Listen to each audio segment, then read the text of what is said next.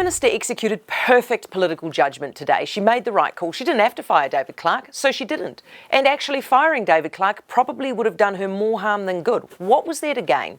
She's already made an example of him to other potential rule breakers. She stripped him of a portfolio, dumped him to the bottom of the cabinet rankings, humiliated him by saying that he would normally be sacked if it wasn't a health crisis.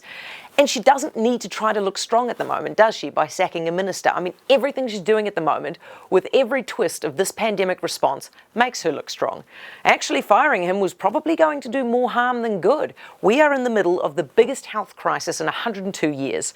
The health minister should be crucial, but we know David Clark isn't. I mean, that's obvious from the geographic location. He's in Dunedin, when the people really running the response are all working together in Wellington.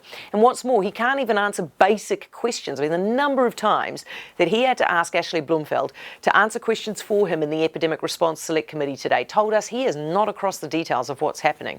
But firing him would be admitting his irrelevance. And admitting that would be admitting the calibre of this cabinet is so weak that this was really the best they could do for a crucial ministry like health. So she kept him. And here's the crucial thing. She could explain her decision to voters, and that is an important difference right now. Normally, the Prime Minister would be grilled by journalists somewhere in Parliament, then have her answers chopped up and put in stories and interpreted by members of the media. But that is not happening now.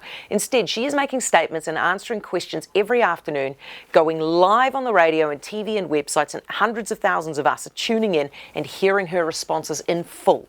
Which means she gets to explain her reasoning, repeat how disappointed she is in David Clark, tell him off some more without any media interpretation of that. It's the Prime Minister direct to the public explaining why she made the call. And the public trusts her right now. She has a lot of goodwill. And so she used it, and she used it well.